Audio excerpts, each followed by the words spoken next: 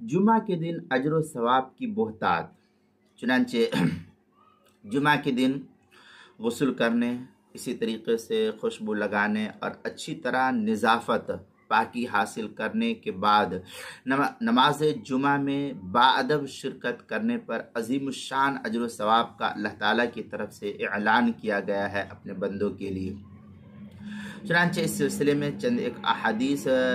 آپ کے سامنے نقل کرتا ہوں، جس سے اس بات کا بخوبی اندازہ ہوگا کہ اللہ تعالیٰ نے کس طریقے سے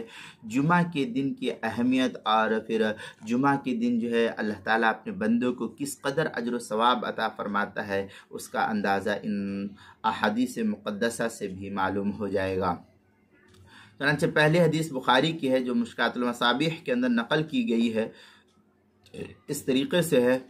ان سلمان رضی اللہ تعالیٰ عنہ قال قال رسول اللہ صلی اللہ علیہ وسلم لا يغتسل رجل يوم الجمعة ويتطهر ما استطاع من طهر ويدهن من دهنه أو يمس من طيب بيته ثم يخرج فلا يفرق بين اثنين ثم يصلي ما كتب له ثم ينصت اذا تكلم الامام الا غفر له ما بينه وبين الجمعة الاخرى۔ یہ روایت مشکات المصابیح کے اندر نقل کی گئی ہے بخاری سے، مشکات پہلی جلد صفحہ 122 پر اس کو نقل کیا گیا ہے۔ حضرت سلمان فارسی رضی اللہ تعالیٰ عنہ کی روایت ہے کہ نبی اکرم صلی اللہ علیہ وسلم نے ارشاد فرمایا: جو شخص بھی جمعہ کے دن غسل کرے، نہائے، اور پھر ہر ممکن طور پر پاکی کو حاصل کرے، تیل لگائے اور اپنے گھر والوں کی خوشبو اور اپنے گھر میں جو رکھی ہوئی ہے گھروں کے اندر گھر والوں کی خوشبو استعمال کرے، اس کے بعد جمعہ کے لیے گھر سے نکلے،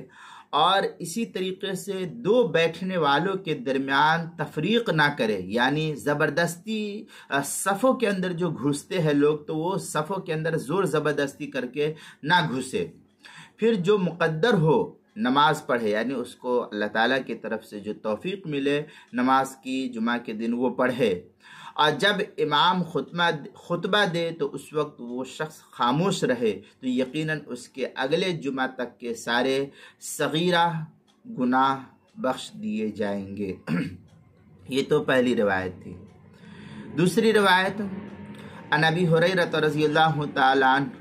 عن رسول اللہ صلی اللہ علیہ وسلم قال: من اغتسل ثم اتى الجمعة فصلى ما قدر له ثم انصت حتى يفرغ من خطبة ثم يصلي معه غفر له ما بينه وبين الجمعة الأخرى وفضل 3 أيام۔ یہ مسلم شریف کی روایت ہے، بحوالہ مشکات المصابیح پہلی جلد صفحہ 122 ہے، کہ حضرت ابو ہریرہ رضی اللہ تعالیٰ عنہ کی روایت ہے کہ پیغمبر علیہ الصلاۃ والسلام نے ارشاد فرمایا: جو شخص غسل کر کے جمعہ میں حاضر ہو، پھر جو مقدر ہو نماز پڑھے، اس کے بعد خطبہ ختم ہونے تک خاموش سنتا رہے، خطبے کو خطیب سے سنتا رہے،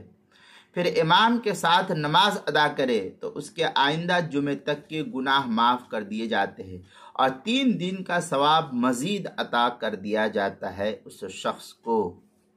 یہ اللہ تعالیٰ کا اپنا خصوصی انتظام ہے۔ تیسری روایت ان اوس ابن ابی اوس رضی اللہ تعالیٰ عنہ قال قال رسول اللہ صلی اللہ علیہ وسلم: من غسل یوم الجمعة واغتسل وبکر وابتکر ومشى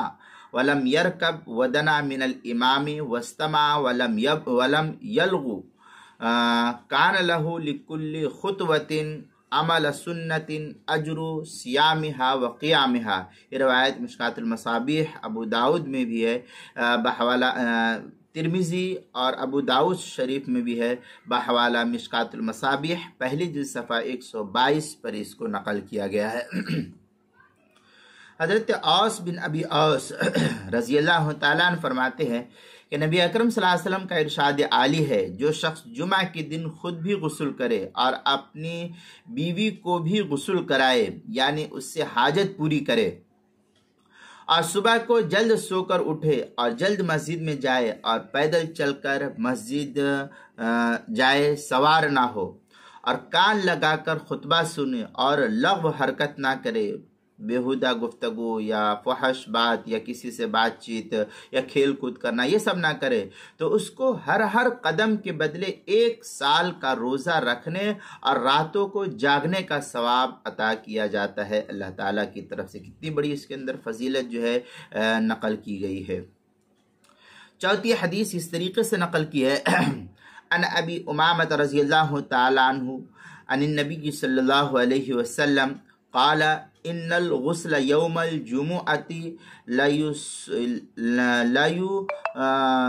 الخطایا من اصول شعر استلالا۔ یہ طبرانی کی روایت ہے، اس کی